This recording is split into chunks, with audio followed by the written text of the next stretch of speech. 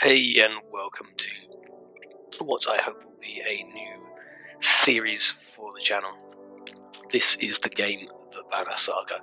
Now, from maybe what you can hear in my voice, unfortunately, I will maybe sound a little more nasally and groggy than usual, simply because I suffer with a cold, but unfortunately I have to record when I have time to do so. So,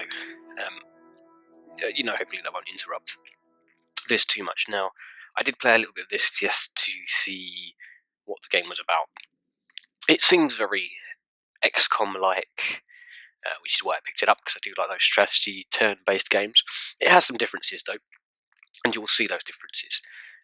When we kick this game off, it will have a tutorial kind of idea, and as you can see here, we will be doing a lot of dialogue back and forth, which will enable us to change our story and other bits and pieces as we go. So basically, the idea of this is that you will have an underlying storyline when we do our conversations in a Walking Dead kind of style. There are probably other games that did it before the Walking Dead, but in the Walking Dead style, an option comes up. You have 3 or 4 options to choose how to react to a situation, and apparently those will change how our story evolves here. I haven't played it enough to know if that's a really devastating change, if there's a massive kind of onslaught of differences, or whether they're just incremental implied differences. You can tell on the road. in The some first games signs of snowfall the accosted us option on our is, approach to Strand. I'm going to skip this. Yes, I do. The options they give you, the choices you make, are indifferent to the storyline. The storyline continues on pretty much the same sort of way as it would have done regardless of your choices. They're pseudo choices, they make you feel like you're doing something. Yeah. I'm going to kind of skip over most of these because I have seen them before. Obviously, if you do want to read them or understand what's going on, then perhaps you can pause the video at those points. This guy is called a shield banger, and it's basically just, like I say, it's a tutorial of what to do and how to do it. And then you just have to kind of...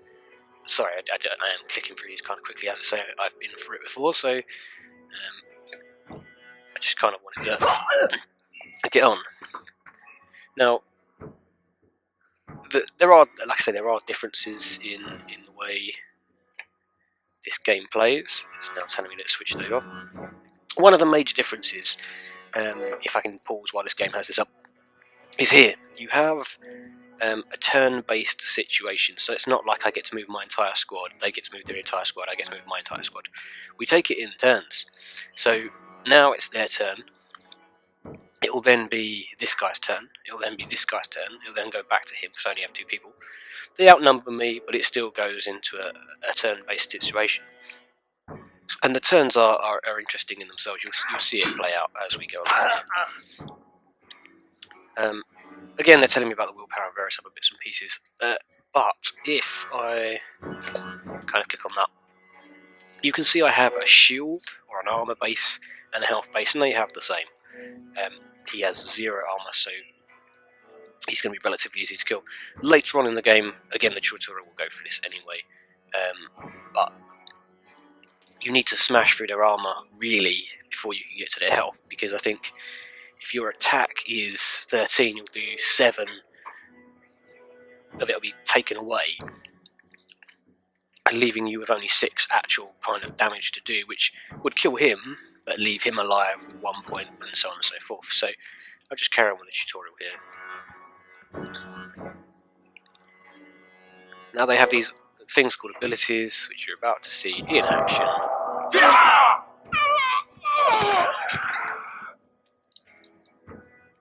Now it kind of changes to what they call pillage mode.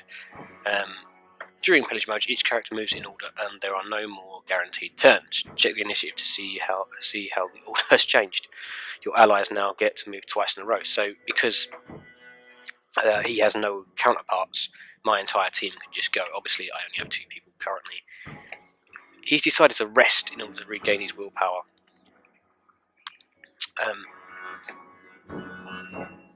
That probably wasn't the best idea for him, because I'm just going to do that. You get renown and you can spend renown points and various other bits and pieces. So as you can see, very turn-based. You've got your movement, and then you have different movement. You have different characters for ranged and shield and so on. Again, I apologise, I'm going to skip this. Just simply because I don't want to make this video too long with the animations and various other pieces. It will be lengthy due to things like this where you're going to get a storyline.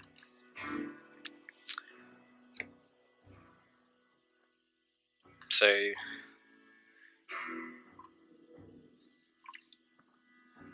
again, we have our choice. Again, I would say these choices are almost pointless in the fact that I could be just utterly rude and say, "What do you want?" Before talking to the guy, and he'll probably come with an offhand comment or reply, making our relationship more difficult. But ultimately, I imagine I'm still going to go along with whatever quest he's got for me, otherwise this would be an entirely boring game. So we will be pleasant this time around.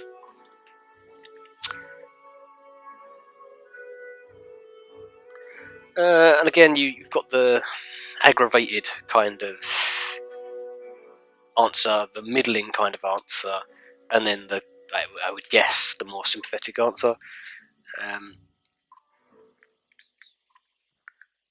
Again, I apologise if I'm clicking through these rather quickly and you want to read the story. You may just have to kind of hit the pause button on the video here, because these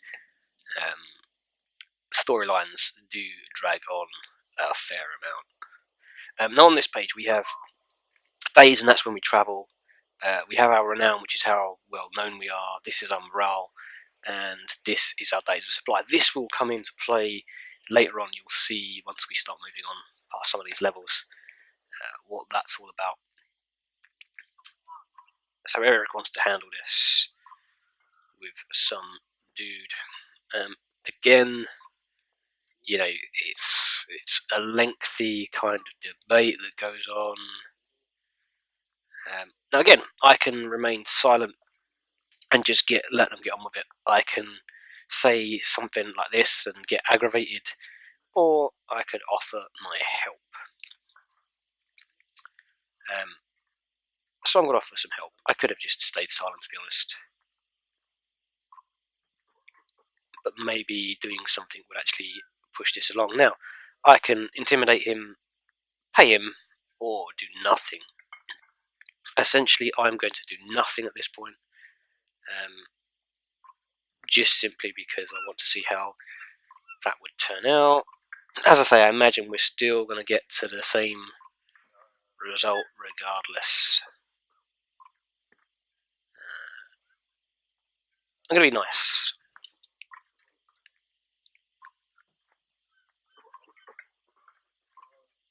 And again, I apologise, I'm clicking through these fairly quickly.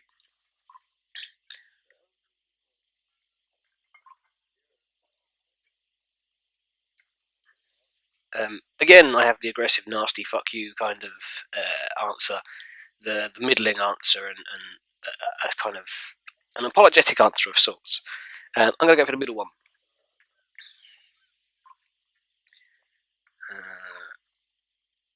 So I'm getting double my tithe, which I would assume, not speaking Nordic or whatever, not knowing the law, is the bounty for doing something or another. Let's get it over with. You're walking through the front door, question mark. I'd rather sit this one out.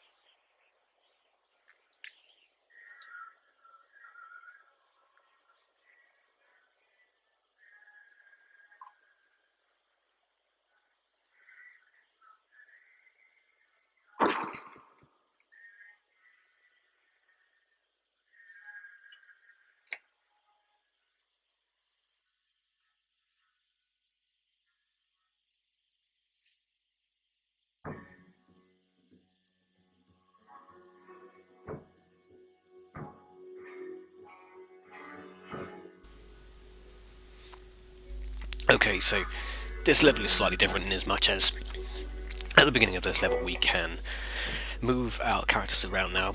I am just going to move these around to show you that mechanic.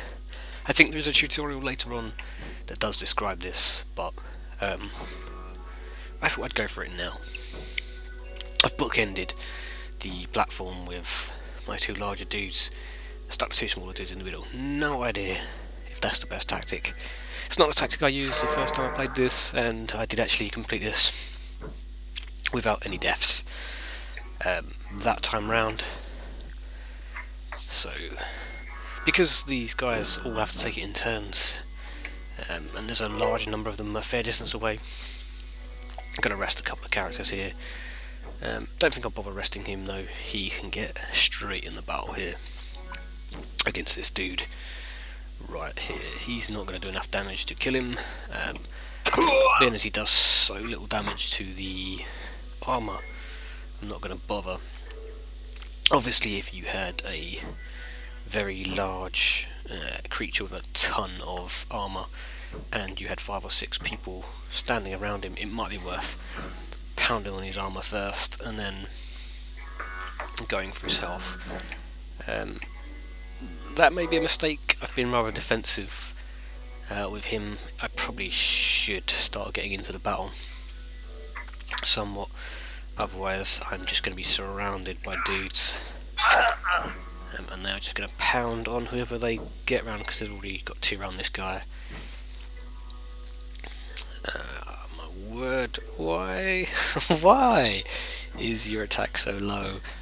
That's quite upsetting. We might just up his power a little bit with some willpower, and he goes to 3 though.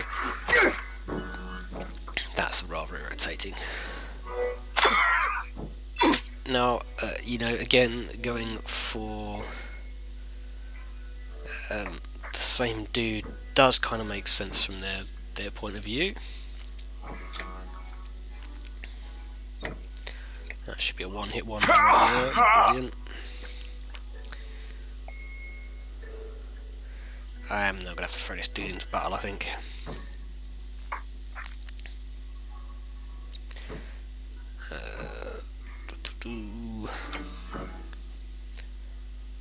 Such pathetic amount of damage. We'll up that somehow. Double it. Running away from the battle somewhat there. He's got so much health and so much armour, I do so little damage.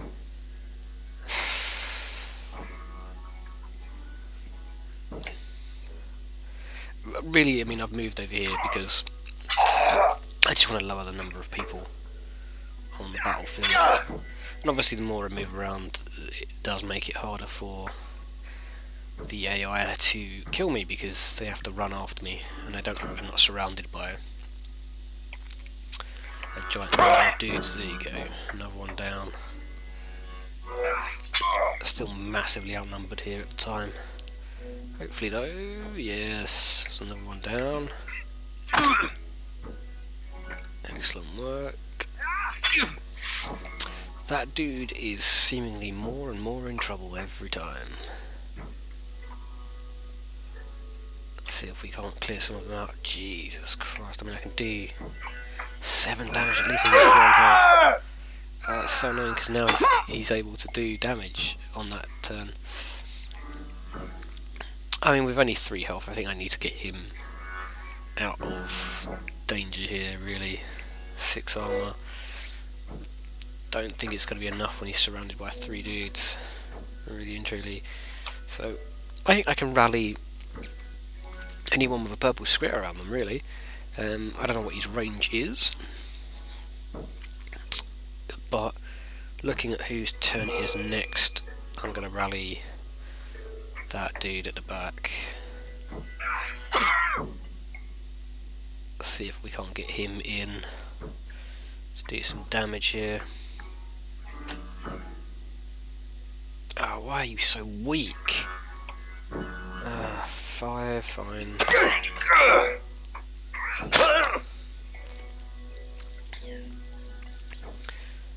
Okay. Now the dude in front of the dude is not worth attacking because he's already had his turn. I need to kill the other dudes. be their turn next. Unfortunately, I mean, that's a death, and it's the first one I've suffered, actually, playing this game.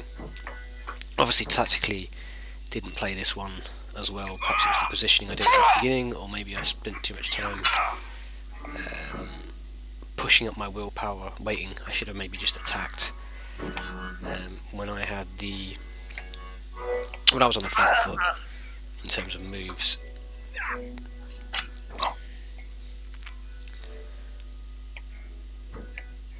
That's it. That's the spirit. Oh. He is the weaker in terms of armour, I believe, of all my soldiers.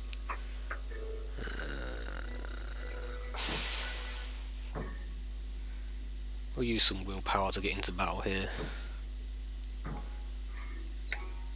He has no willpower left, so we can't use that anymore with that particular character. But that's going to be enough to kill him. So now we're at the pillage point, and I can do enough damage to him to end this. So that's unfortunate that we had something of a death there in our team. It's, I never suffered that before. I can promote Gunnulf though, which is fantastic, and we got some renown which we can spend upgrading our characters, which hopefully we will see as we move forward here. Okay, so this is going to be more storyline, and I'm again probably going to crash through this quite quickly as we go here, because it's going to be a crap ton of storyline. Again, the story seems to be very, very important to the game designer, probably overtly over the battle in certainly the first half of the game. I say half, I don't know if half is correct. First part of the game is that way, because I cannot get past most of this stuff. I mean, I'm sure it's important, and a lot of people these days, when I read forums and go into various places about computer games, everyone's going on about, storytelling has developed, and storylines are important, and this is the best storyline we've ever had, and blah blah blah. I'm a far simpler animal, born in the era where a good storyline was, a cop lost a loved one and went on some sort of rampage, just blasting everyone in the face. It didn't need to be a story, really. I mean, obviously, just completely mindless violence would be perhaps a stretch too far, but certainly I don't need 4 hours of story to get to one battle for my own personal tastes. So if I was to make a complaint this early on in my gameplay with this particular game, it would be that I seem to spend more time clicking this little arrow to move speech on than I do clicking on squares in Battlefield. Now that may change as we go forward in the game. There might be more and more battles and less story. It might be heavily weighted this way and that way. It may be that the politics and various other parts of the game, which this game does touch upon politics. It may just be that the politics are mixed in with the battle, trying to give it a much more rounded edge, as you do have to meander your way through various categories of, like, do you be nasty, do you be nice, are you forceful, are you benevolent, or whatever. So I think the game very much derides your relationship movement forward, as well as your action movement forward. But as you can see, I have probably been talking for maybe 2-3 minutes here, and we are still banging through what is ultimately, from what I understand of reading it, is not really that much of an important storyline for me, really. Maybe it will become more important. They're setting up the characters, they're showing you the relationship. No one seems to like the big dude with the white hair. He's something like a tax collector, which is seen as a bad thing. Now, again, when we get to here, we have some more storyline, and we have some more options. So we can go straight to sleep. We can go and visit one of the soldiers. We can go and visit the king. So I can sleep in the Great Hall. I can visit the king or the king's son, and I can visit this dude we were talking to. So I'm going to go and visit him. We can have a chat with this dude. Again, we're going to go through more lines of story. It does kind of give me an opportunity here to speak about the artwork. I do really like the artwork. For the most part, this is a standstill kind of drawing, but there was a little bit of animation there on his sleeve, and every now and again on some of the animations they do move their eyes, their hands, various other bits and pieces to show some sort of animate. But this is the same. I think every time you talk to Wagner or whatever his name is, that dude with the horns, he's always stood in roughly the same position, and the same with the other dude. But the artwork is still very pleasant to look at. It's very clean lines and base colours. There's no shading or anything too deep in any of it. There's very basic kind of idea around those concepts, but still the artwork is still sharp and clean, and it does its job of showing you who you're talking to and what's going on. We can go and talk to the king here as well. Now he is supposed to be the typical child of a king, the kind of spoilt brat, who probably thinks he's better than what he is, greater than what he is, and blah blah blah blah blah. Shows a lot of petulance throughout the early kind of part of this game, and I assume he will continue on. My guess would be he would change his ways later on, through learning that being a dick is not the best way to go through life. We have some options here again. I don't know that it makes any real difference to the overall arching storyline, despite the disclaimer at the beginning that our story changes based on our decisions. I don't think it really changes all that much. I honestly think it's simply a case of it's a choice. it is just a choice. You can just choose. I don't think it does anything beyond that point, really. So there you go. We had a kind of boring and pointless chat to the character. I guess it does set it up as to what we're doing here. Now, this is where I can go to the Great Hall. This is basically going to move on our storyline somewhat, so we can get to the next section. So we got some suppliers, which gives us 20 renown for some reason, which is fine. Renown is extremely useful, and then we just hit we're ready. Not much of a choice there, really. Again, I don't understand. I guess they're trying to add some flavour, telling you this kind of stuff, that they've opened the big doors for us. I don't know that I care all that much, really, but the people are frustrated and tired, and I guess that's trying to tell us that we're living in an impoverished kind of time or state, and everyone's in a pretty bad mood overall. Now, as you can see at the top, the day counter is now going round. It goes quite quickly.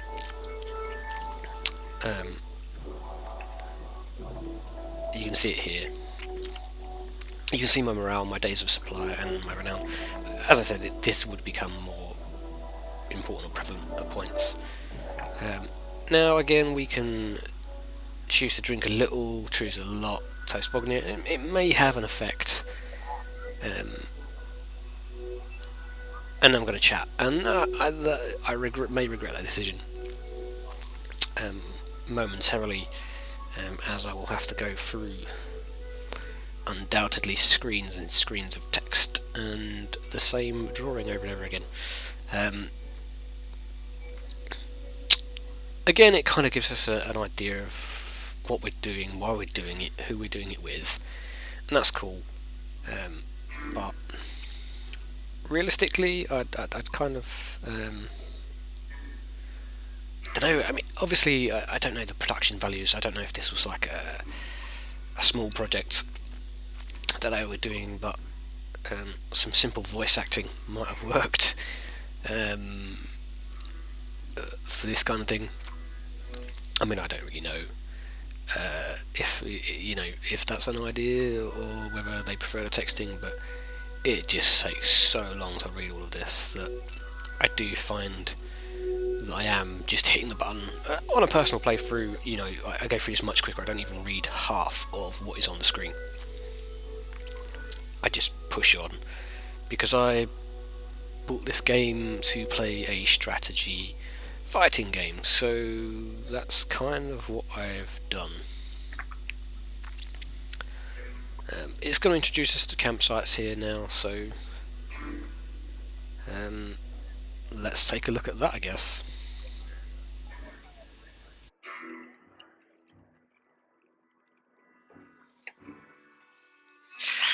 Okay, so as you can see, we are doing a whole lot of storyline. The game designer obviously had a story to tell,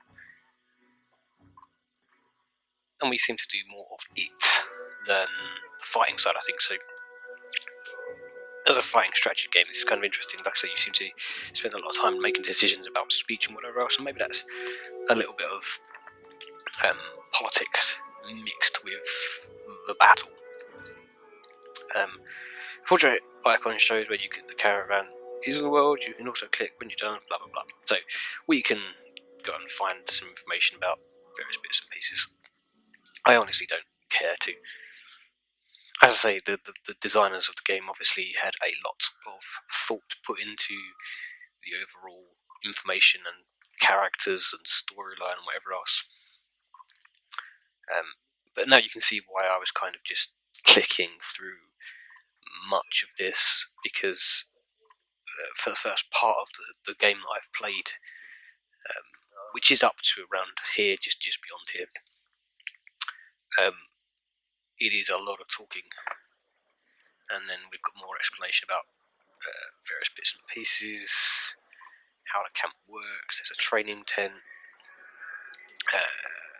You can rest, train, do whatever else. So here is where I can upgrade my characters.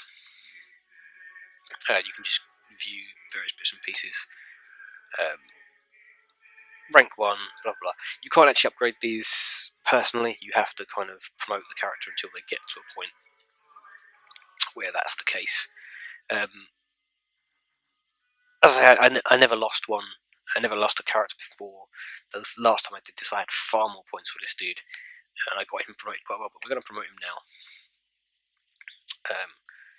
We can build higher stats. We can increase your item rank, which is fair enough. We will do that.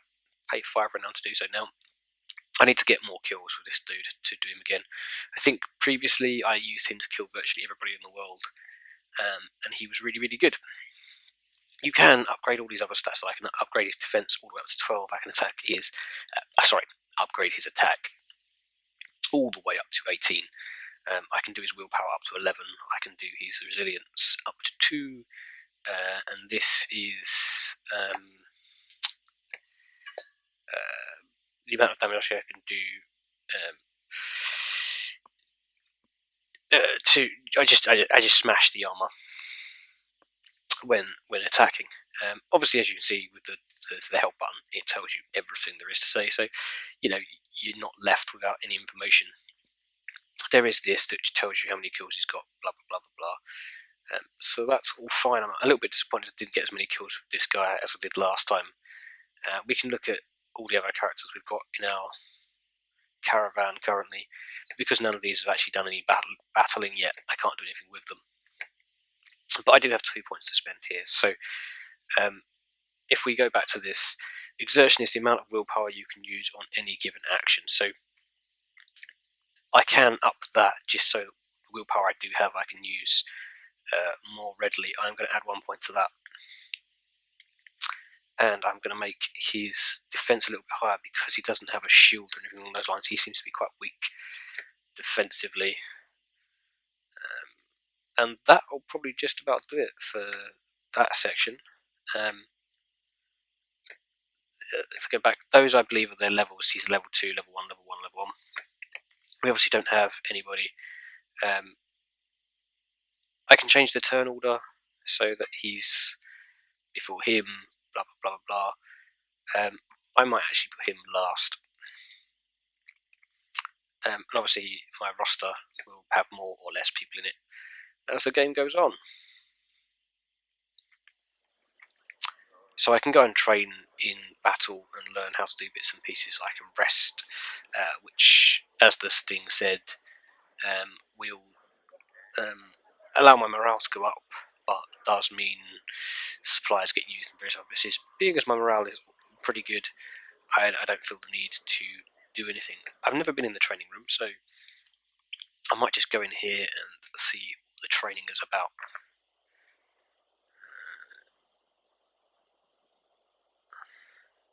Okay. So at this beginning point, as we did before, we can move the characters around as we wish, and then we hit ready. So this dude can get right in this guy's face. We'll just do that.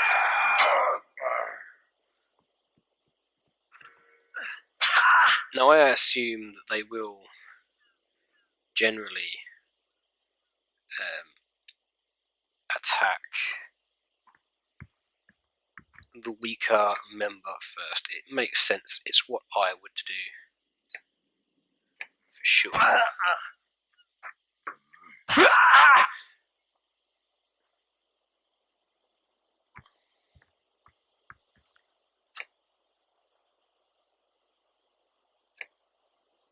It's just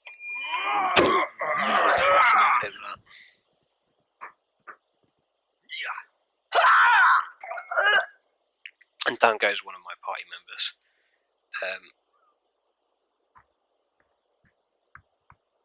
Which, you know, is unfortunate.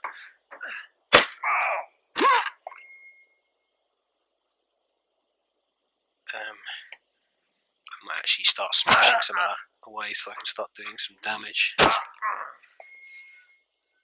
to him as a whole. What is my special power? Let's give it a whirl. Oh, he managed to hit the other dude as well. That's pretty cool.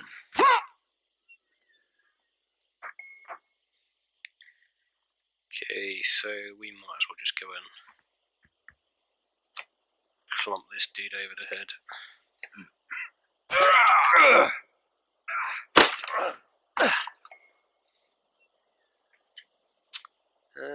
Yeah, we're getting closer. I could maybe use some willpower there and he's moved his target somewhat. And that should be enough to finish him. The other guy died as well. And that will finish this fight off beautifully.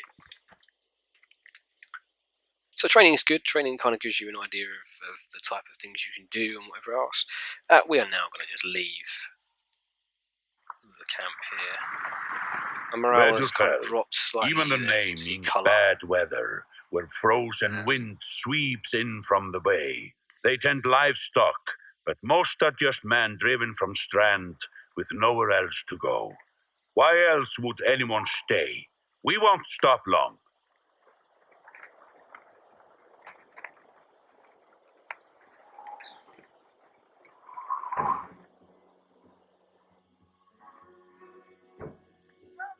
Okay, so we're going to go through some more